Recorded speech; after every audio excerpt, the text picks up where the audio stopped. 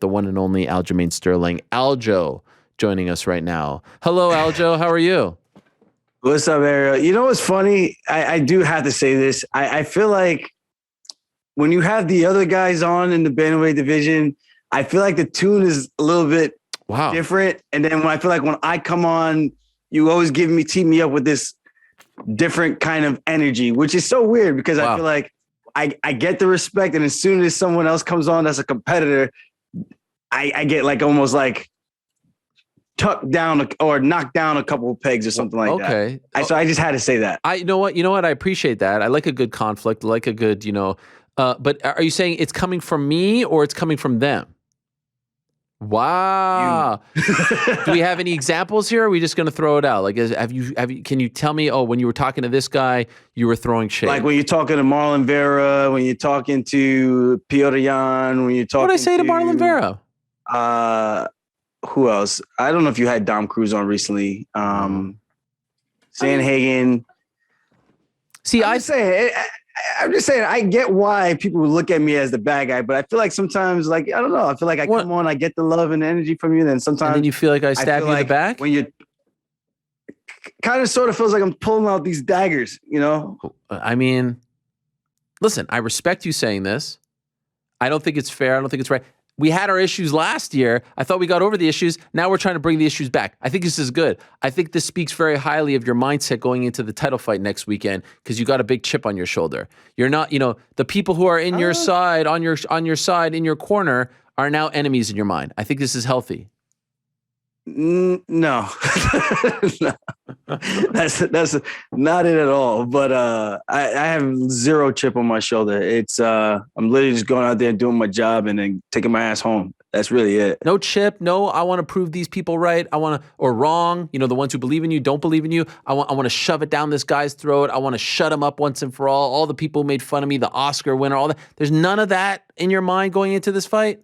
Well, that's a little different. That's icing on the cake. But in terms of like going into the cage, it's literally just another fight for me.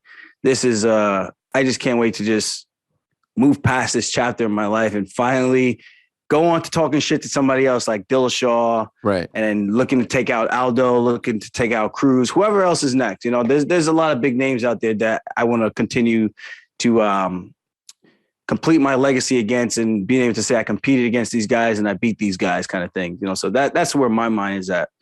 This is just like, it's been way too long. A whole year of just people chirping and post notifications, putting clown emojis for a whole year. It gets a little still after a point, So it's just like, for me, it's like, thank God there's finally a light at the end of the tunnel because I can't wait to just finally be done with this. Honestly, it's more than a year, right? Because you were supposed to fight December March of 2020, right? And then you ended up fighting in March of 21. So like you've almost been thinking about this guy because you beat Sandhagen, right, in June. We're approaching almost 2 years of thinking of Petr Yan. Yeah, it's wild, man. I don't think people realize how much of a headache not headache like, oh my God, I'm so annoyed. It's not like that. It's a headache just like, I got to keep hearing this guy's name and I can't do anything about it because I'm sitting here recovering on the sidelines, So it's one of those type of things more so than anything. So finally there's a light at the end of the tunnel and I get to compete. I can just finally shut this guy up. So that's where it's at for me. Competition is just competition. And he's the best guy, they say right now. So I want to prove that I'm the best guy. I think he's great, but I really do think I'm the best. How's the body feeling? How's the health? How's the neck? How are we feeling? I feel great. I feel A1. Training's going well. Sparring with two bodies. So in case people don't understand what that means, we're doing 5-round fights. So obviously, normally we'll use one sparring partner for 3 rounds straight. So you can kind of get a rhythm, get a groove, go with the same person and get certain reads. So you're not adjusting to a complete different style with somebody else, unless that's just what you're just doing just to do it. So going with one guy for the first 3 rounds and then the last 2 rounds, championship rounds, having a fresh guy come in and having them being a clean striker so that you really have to make sure you're dialed in with your striking defense, your takedown entries, and you can't be lazy in those situations. You got to make sure you're doing the things the right way. So I'm very confident where I'm at in my conditioning and everything, physically, mentally.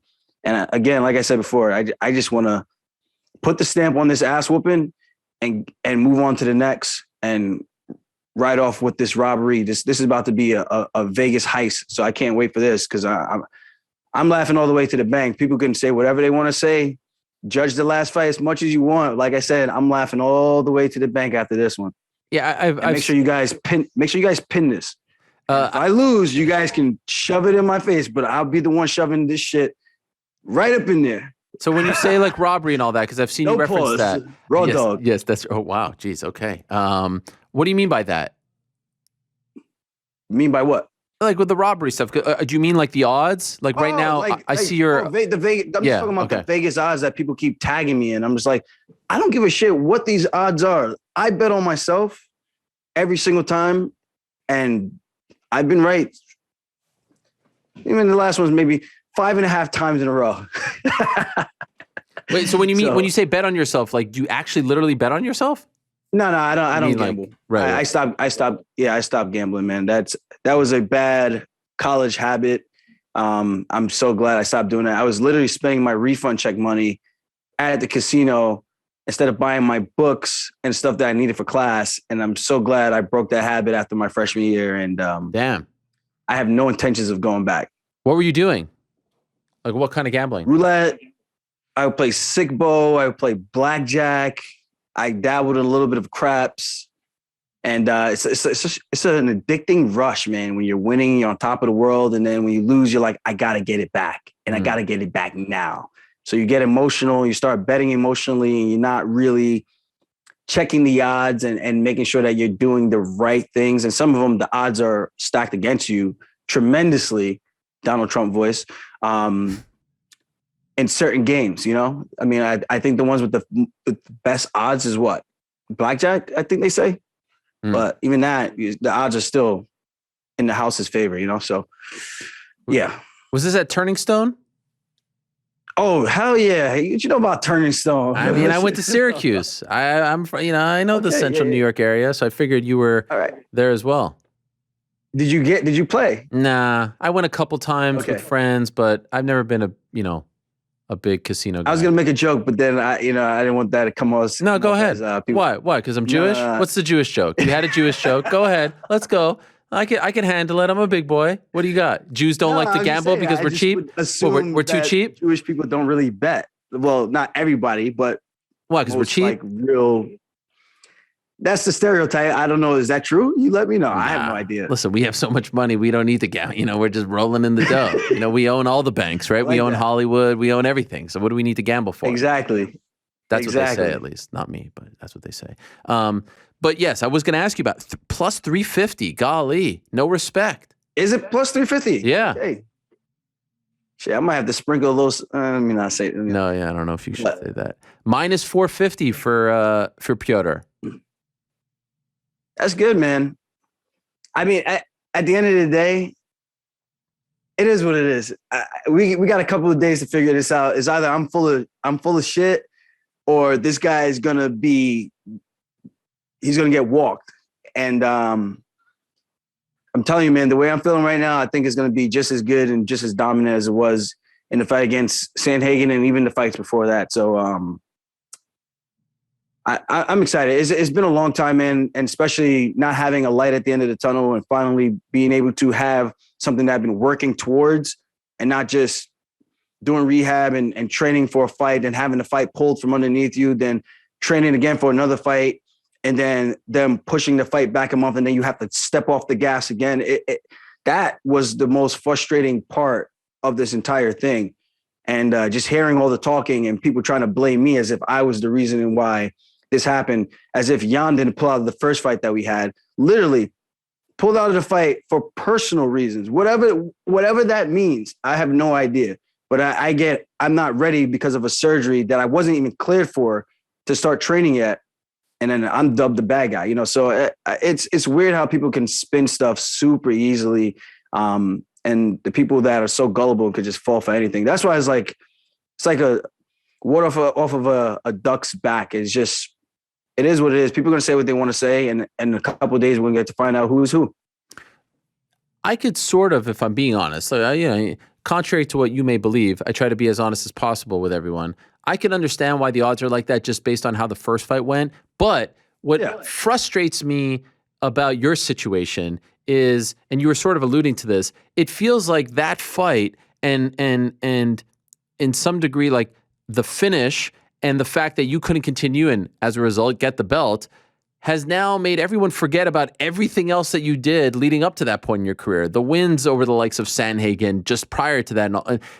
Does that not frustrate you that you're like, you can't be judged on one moment, which by the way, you had nothing to do with. You're the one who received the shot, legal, illegal, belt, no belt. You're one of the best fighters on the planet, best fighters in maybe the deepest division in the UFC. And it feels like we never talk about that. We just are judging you based on that moment. That has to annoy you. That part definitely annoys me.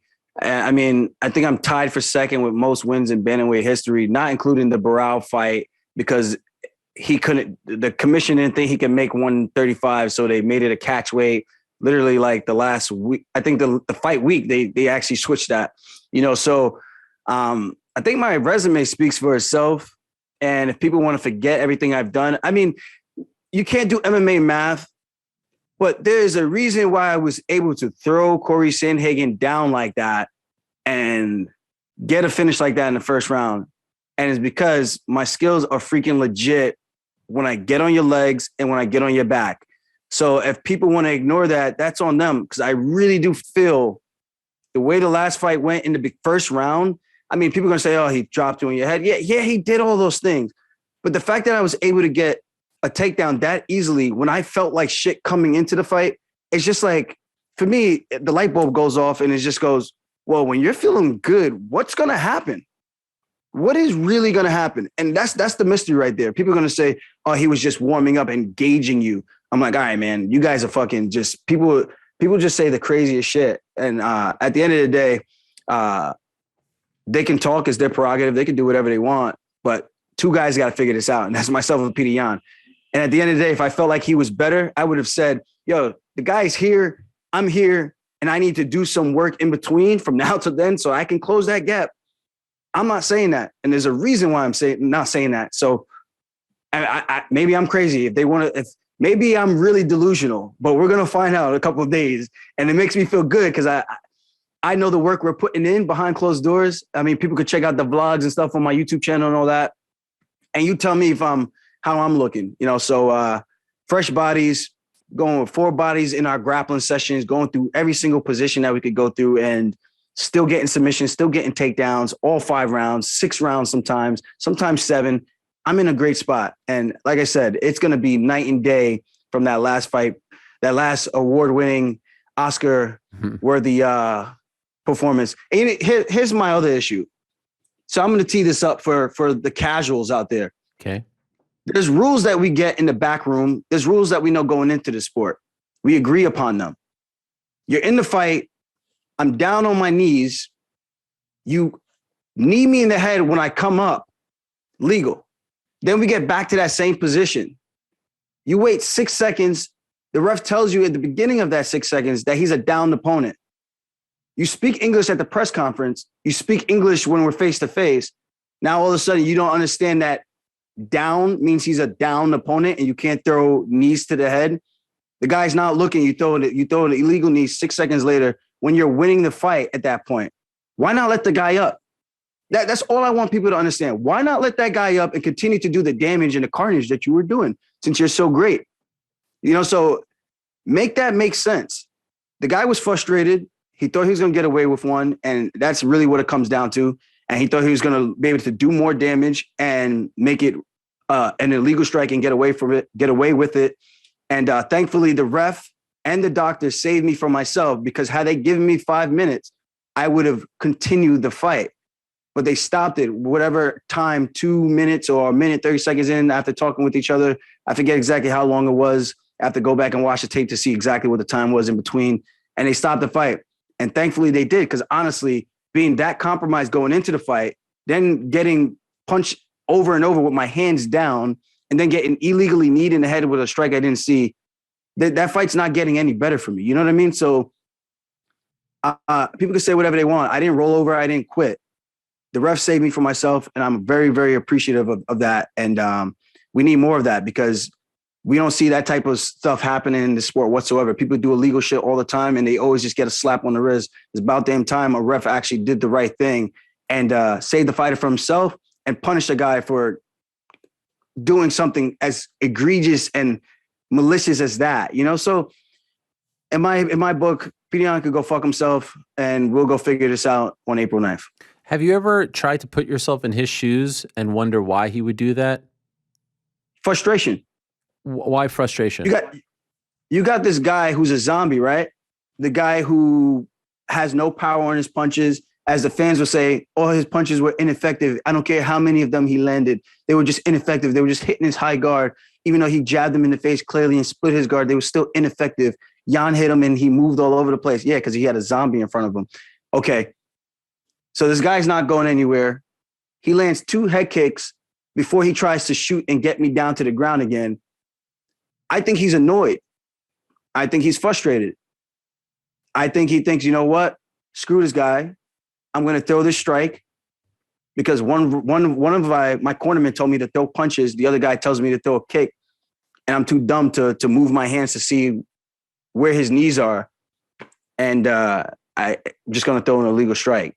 You know, so it just, you have to make it make sense. Like, which one is it? Am I the actor, or is this guy a piece of shit? You know what I mean? Or is it both? But whatever. At the end of the day, I'm just glad the ref did the right thing. And all the other refs who claim that it was mishandled, or ex-refs that used to think that it was handled poorly. Yeah, because you guys are the reason that there's problems in this sport, because you guys give a slap on the wrist for everything, and you never want to deduct a point, and you never want to call a disqualification for anything in this sport. Yeah, we're fighting, but if we're going to fight and abide by rules, let's abide by the goddamn rules. You know what I mean? Otherwise, let's go fucking have a street fight and then figure it out in the fucking bathroom. This shit's so stupid.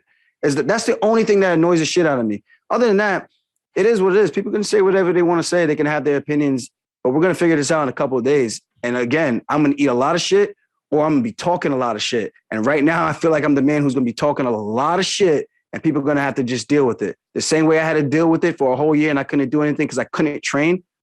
All right. We'll see how that feels. I saw some videos of you on your social media. We have some of these.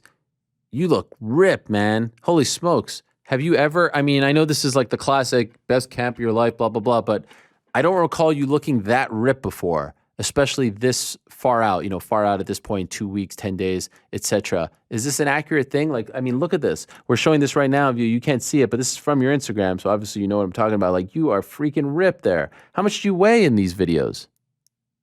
I think one of them I was about 158 in the morning, and one of them I was about 155. So I'm still got a lot of weight. That was about a week and a half ago and a week ago, something like that. So I still got a good amount of weight to go. So when I get down, I'm gonna be even more vascular than that. But man, I'm proud of the work I put in once again. And it's nice to not have any neck pain like that again. And it's nice to see that Petr Yan's actually put on some size himself too. He's actually pretty shredded. I think this is the most shredded he's ever been himself. I think he, just because he knows he needs to lift a little bit more to compete with me in that department. And that's on an off day, you know? So like I said, man, I'm going to be a fucking hammer in there. And it's going to be a big difference when this guy can't get me off of him on the cage, or when he's down on his back. Because this time I'm not going to throw a stupid hammer fist because I got brain fog. I'm going to take him down. I'm going to control the wrist, pass the guard, throw the hooks in, smash this guy, and then choke him the fuck out. Just like that. So it is what it is. Like, I feel good. I feel like I'm in great physical shape, and I think it shows. So people want to say lifting weights. I'm not lifting weights, bro. I'm doing my strength and conditioning work, and a lot of conditioning. So let's go, man. Bring it on, because I'm ready for everything. I hope people bet their houses and their mortgages on Yan, because there's going to be a lot of sad people. It's going to be a lot of freaking sad people.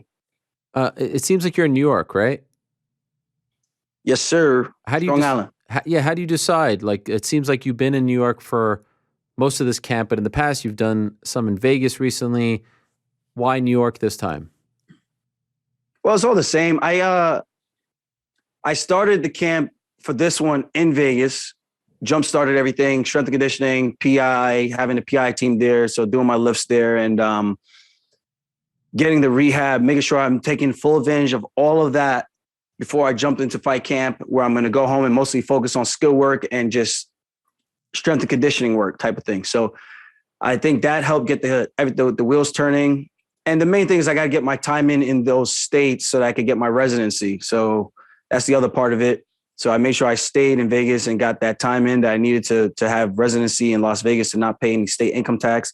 And what did I do? 7 weeks here in New York. Okay. So I got to get some good work in Vegas, sparring with Kai Kamaka, emulating Petr Yan for me, sparring with Javid, not really emulating anybody for me, just being himself, getting to spar with him, getting to spar with his brother, sparring with Patchy Mix. So, man, I've gotten so many different looks. And I'll tell you one thing, man, the results tend to be the same. And I'm very, very excited with this fight and everywhere that it's going to go. So the main thing I got to do is not get too overconfident and allow this guy an opportunity to get back into the fight. Because once I get going, man, it's going to be a hard time for him to catch up. And I'm betting on that. So like I said, it's either I know what I'm talking about or I'm going to look really, really stupid. And I'm telling you, man, I'm confident for a reason. I'm very, very confident for a reason. Does this mean Matt's back in your corner? Unfortunately, Matt's still not going to be able to make it down. So I got Ali Quinta, Ray Longo, Dennis Bazookia, and I got Merab Dvalishvili. Wow. What a corner. Yeah. So with Merab, like what I told people, because some people were asking me if I was nervous and trying to tell me that it was nerves that made me feel the way I did, which is it's bizarre. It's like going to the doctor, telling the guy your head hurts, and the doctor telling you that it's something to do with your toe. You know what I mean? When I cornered Al for the Khabib fight, getting to make that walk with him and to see what that walk is like, the arena packed out and walking down that kind of helped me envision what it would be like for me if I ever got to that point. And I felt like when I made the walk out, it felt like I'd been there before, you know? So I had the most confidence going into the fight. It was just knowing that I'm compromised going into the fight. And that's two completely different things, you know? So it is what it is.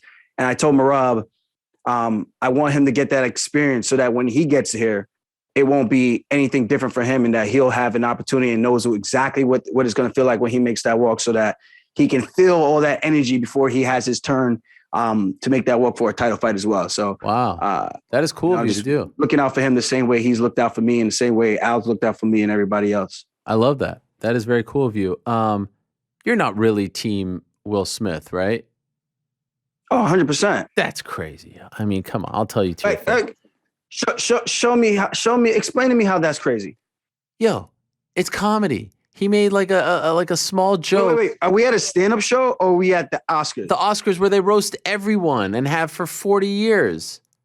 They do this all the time. I don't know about that. Yes, you always see this. The guy walks up, it's Jimmy Kimmel, it's Ricky Gervais, and they make fun of everyone in the audience who's an actor. And his wife is an actor. That's a more recent thing, though. That hasn't been a staple of them of the beginning of what the Oscars were always about. That's like a newer thing that they've been doing, thinking that is okay, because the jokes that they have been making hasn't been anything like.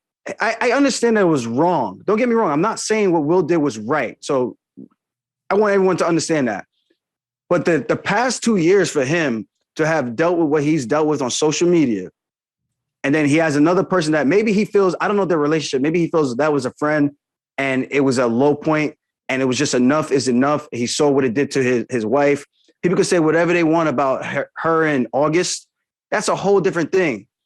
But it gets to a point where we're all human and we all have breaking points. And I think people forget that, like, you're trying to tell this man when his limit is and when his threshold is. That's wrong. That to me is wrong. You can't tell me I should feel this way at this time in this place, and I should be able to contain myself at this time in this place. You don't know what I'm dealing with. The same way you wake up one day and you could be more pissed off or agitated about something that normally wouldn't bother you. Mm-hmm. You see what I mean? Yeah. I'm not saying it's right. No, I think he just got to the point where he was just like, yo, man, I'm fucking tired of this shit. And it was just one of those moments. I'm glad he didn't punch him. And I'm glad Chris Rock didn't press charges. But at the same time, I was disappointed in Will that he did that on a national setting to Chris Rock. And even if it was to anybody else, like it doesn't matter if it's Chris Rock or Joe Schmo or regular everyday civilian, you shouldn't do that. But I understand why someone could do that. It's the same thing of passion of love, a crime of love, passion, whatever the thing is called, where someone kills their spouse out of anger because they feel this crazy and passionate about the person, you know? So we can sympathize about something like that, but a smack, we get all pissed off and butthurt about it. Like, you know what I mean? So it's just like, you got to be able to put yourselves in both sides of the equation. And again, I'm super shocked Chris Rock didn't do anything back. Crazy. But I get it. But also I don't agree with it, but I get why he did it, if that makes more sense, to clarify my stance on it. So can I just ask you this to tie to MMA? You know, asking you, someone who has been abused online and been, you know, bullied, whatever you want to say, do you understand why Jorge did what he did? Oh, 100%. 100%. And again, it's the same exact thing. It's like you cross a certain line, you have to expect that not everyone is going to be that same person that you can get away with that with. Some people might get somebody else to do it. Some people are going to say, nah, screw that. When I see you and I get an opportunity, just know I'm taking that opportunity. And that's how we grew up in the streets, man. You said some shit, someone's able to catch you slipping. Bro, it's a bad night for you. Probably the last night for you. You know what I mean? So Jorge did what you would think that he shouldn't be doing at this point in his life and his career. But listen, some people live by the code, die by the code. And I can't knock him for that. I'm not saying it's right. I don't agree with it. But again, I can't tell him how to feel. You know what I mean? I can't tell this man what's enough. Like now Kobe's coming after him on a legal sense, doing the opposite of what Chris Rock did. So you see both sides of the equation here, a different handling of the situation. Kobe's not that street guy. He could fight his ass off. If they were to fight again and he approached him, it probably might end up the same fight, or maybe Masvidal headbutts him and turns into something else. You know what I mean? So it's to each his own, man. I think it was fucked up, but you had to know that something was going to happen at some point. And it's unfortunate it happened at a restaurant like that. And the same thing, it's unfortunate it had it at the Oscars. It's just, it's shitty. But again, man, people do crazy shit. We live in a crazy ass world. And to think everyone's supposed to react the way that you would react or the way that you think is the most sensible way to react. That's why we have people in jail. Do we not? Because people react certain ways when certain things happen. And that's just the nature of the beast. We are human people and we all have flaws. Like people need to stop acting like they're perfect. That shit annoys the hell out of me. It's just like you point the finger at me. I guarantee you there's so many more things that you've done in your closet that you don't have a magnifying glass to spotlight and have people get an opportunity to judge you and your character. Last thing, and I'll let you go. The way, I don't know if you were talking about me specifically or about the people in general, but I'm still not sure where we stand. People in general. Okay, cool. You know, I will say, by the way, it seems as though you're not like too happy with me right now. The fact that you still came on says a lot about you, and I'm cool with that. And just for the record, I'm cool with that. Wait, why do you take when someone says something as them not being okay with you? I mean, it seemed like it's like if we were boys and we were bullshitting, like you see what I'm saying? Like we're in a crew and I had something that was bothering me and I said something that I appreciate. I don't like you. Okay. You see what I mean? But you were feeling a certain way. An issue. Yeah, most people in your position would be like, nah, F Ariel. I see he does this and that. He says that, you know what? Screw that guy. You still came. Respect. That's soft. I think that's a little softer because it's just like, you're just doing your job. So I can't be mad at that, but I also don't have to take it. Sure.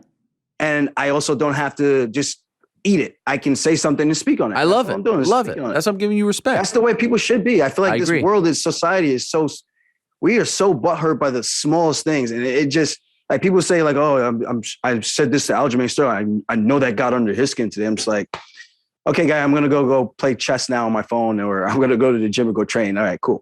Yeah. You won today. Yeah, you really won. So when you envision the fight, when you dream about it, how do you see it playing out? I see myself coming out forward, taking center. And I've been trying to figure out how would he approach this one too. Is he going to come out more aggressive this time? Is he going to come out the same way, taking a back step first? Is he going to just wait for me to lead the dance kind of thing and then try to do the same thing and hoping that I get tired again, which is not going to happen. But I see myself coming forward, taking center, pushing him back like I've done Jimmy Rivera, like I've done Pedro Munoz, like I did Corey Sandhagen. Forward, assertive, And when the opportunity presents itself, my wrist is fixed, my neck is fixed. I'm just gonna pressure him and whatever he gives me, man. I break these up into like, we do sometimes for myself, I do 5 to 7 rounds of BJJJ, BJJJJ, BJJ. And we have guys with the goal of trying to stand up. That's the goal. The sole purpose is for them to try to stand up. Halfway, we switch to a fresh guy. Same thing. I got to keep them down. Their goal is to stand up. I got to not return them. I got to pass the dominant position, get to back, get to mount, finish the fight. That's the way I train, So when I see this, I break it down like each round's 5 rounds of BJJ. Like I just got to make sure I don't stand in there and trade punches with the guy, hit him where I can hit him. And then when I can get an opportunity to take him down, I'm going to win the fight. That's just the way I break it down in my head. It's literally that simple. And it's more complicated, obviously, because it's a fight, 4-ounce gloves. It obviously hurts a lot more. But in hindsight, it's all the same thing. When you break it down like that and not make it this big, the fighting becomes a lot more simple, yet complex at the same time. So that's just the way I analyze and break things down. And that's really the way I think the fight's going to go. So it's like, who's going to get tied first? If we did 5 rounds of BJJ with ground and pound, who gives up first? That's the way I look at it. And I'm sure he's never had someone who's doing what I'm doing. So it's an interesting fight. At the end of the day, we've seen the first one. Wasn't my best night. It was his night. He looked great in those later rounds. And, he was on his way to winning the fight. He made a mistake. He fumbled the package. He missed the Hail Mary touchdown. He missed the game-winning buzzer shot. He was on a fast break for a layup and missed. Now we get to do it again. And this time there's going to be no excuses. And that's all I want. I just want no excuses so we can really just figure out who is who. What a crazy sport, man. A couple of years ago, the Marlon Moraes fight, we don't know where your career is going to go. Now it looks like he's retired. You're fighting for the belt. You're the champ. Isn't it amazing, like, how things can change? Like, who would have thought that it would turn out like this a few years later? He's essentially out. You're on top. Big pay-per-view, massive fight. It's a crazy, crazy sport, and I'm happy that we're going to get some kind of resolution to this whole story next Saturday. The reigning, defending UFC bantamweight champion. There he is, the pride of Strong Island, the pride of Jamaica. The Funk Master. I should have been the champ when I fought Corey Sandhagen. That should have been for the actual vacant title, but it is what it is. The UFC does this popularity contest shit. So it is what it is, man. I'm just excited to be able to compete again. I'm happy that my neck is fixed. Quality of life is night and day. I can drive. I can lay down in my car. I can have sex. No pain. It's and I can train. That's the most important part, of course. Right. Yeah. I can train with no pain again. That's obviously the most things you got to be. Like, it could always be worse. I look at things when I see people complaining about things in life. At the end of the day, your situation is somebody else's situation. It can always be worse. I'm grateful to be here. All the fans, even the haters, the ones that are talking shit, I don't care. At the end of the day, just make sure you guys actually pay for the pay-per-view and don't stream this shit. Yeah. If you want to talk shit, put your money where your mouth is, and at least make sure Petr Yan and myself get paid because he's the interim champ. He also gets pay-per-view points. I get pay-per-view points. Nice.